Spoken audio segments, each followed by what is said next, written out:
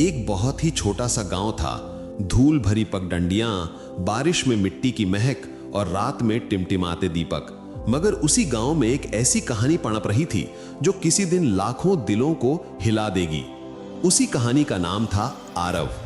आरव एक साधारण घर में पैदा हुआ था, इतना साधारण कि बारिश की हवा तेज होती तो टीन की छत हिलती और दीवारों की मिट्टी हर साल फिर से पोती जाती। उसके कपड़े फटे होते, जूते घिसे हुए और जेबें हमेशा खाली। कई रातें ऐसी होती जब वो सिर्फ पानी पीकर सो जाता, मगर इन सब के बावजूद उसके अंदर कुछ था, एक चमक, एक आग, एक ऐसा सपना जिसे कोई छीन नहीं सकता था।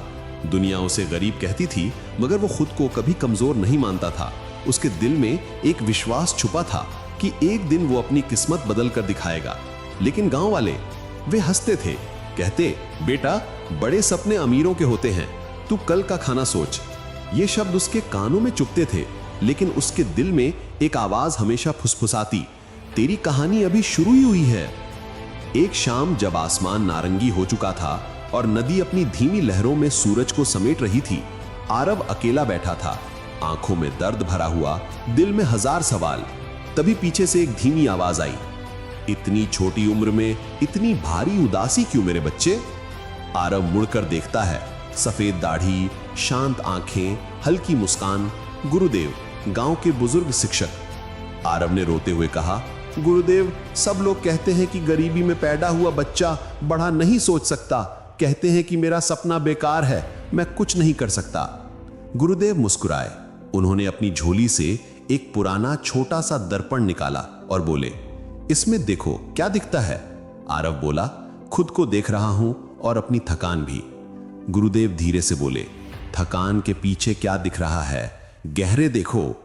आरव ने दोबारा देखा और इस बार उसे लगा जैसे उसके भीतर कहीं एक आग जल रही हो। गुरुदेव की आवाज गूंजी, वही आग तेरी ताकत है, दुनिया इसे बुझाने आएगी, लेकिन तू इसे बचा कर रखेगा, यही तुझे वहां पहुंचाएगी जहां लोग पहुंचने का सपना भी नहीं देखते। लोग तेरे आईने पर धूल फेंकेंगे, तुझे गंदा, निकम्मा, नाकाबिल कहेंगे, मगर तू रोज अपने काम से इस धूल को साफ करेगा, क्योंकि तेरी असली शक्ल तेरे सपने में है, लोगों की नजरों में नहीं। ये शब्द आरव के दिल में ऐसे उतरे जैसे अंधेरे घर में अचानक दीपक जल उठा हो। उस रात पहली बार आरव को लगा कि शायद सच में वो कर सकता है। इसके बाद उसकी जिंदगी बदल गई। सुबह स्कूल, शाम को चाय की दुकान में ग्लास धोना, रात को पड़ोस के मैकेनिक के पास कुछ तकनीक सीखना, और आधी रात को जब सारे गांव वाले सो जाते, आरव छोटी टिमटिमाती लैंप के नीचे बैठकर पढ़ाई करता। नींद कम, थकान ज्यादा, मगर उसके सपने की रोशनी नींद पर हमेशा भारी पड़ती। घर की हालत बदतर थी, उसकी मां लगातार बीमार रहती, दवाई के पैसे भी मुश्किल से जुटते। उसका पिता एक बूढ़ा किसान दिन भर धूप में झुलस कर भी इतनी कमाई नहीं करता कि घर का चूल्हा रोज जल सके। आरव ये सब देखता था और हर दिन उसकी आंखों में उसी आग की लपट थोड़ी और तेज हो जाती। धीरे धीरे साल गुजरते गए। आरव ने गांव की एक छोटी सी चाय की दुकान के कोने में बैठकर पहली बार मोबाइल रिपेयरिंग का काम शुरू किया। लोग हंसते थे, कहां गांव में मोबाइल रिपेयरिंग? पर वही लोग धीरे धीरे उससे अपना फोन ठीक कराने आए। फिर उसने थोड़े पैसे जोड़कर एक छोटी सी दुकान बनाई जहां पुराने फोन, चार्जर, ईयरफोन वगैरह बिकते थे। वो दिन रात काम करता, दुकान पर सोता, दुकान पर खाता, दुकान में ही सपने देखता। धीरे धीरे एक दुकान 2 बनी, 2 दुकानें 3 हो गईं। फिर उसने अपनी खुद की ब्रांडिंग की, अपना ब्रांड, अपने प्रोडक्ट, अपनी पहचान। एक दिन वही लोग जो कभी उसे गरीब सपने देखने वाला पागल लड़का कहते थे, उसकी दुकान के बाहर लाइन लगाकर खड़े थे काम मांगने के लिए।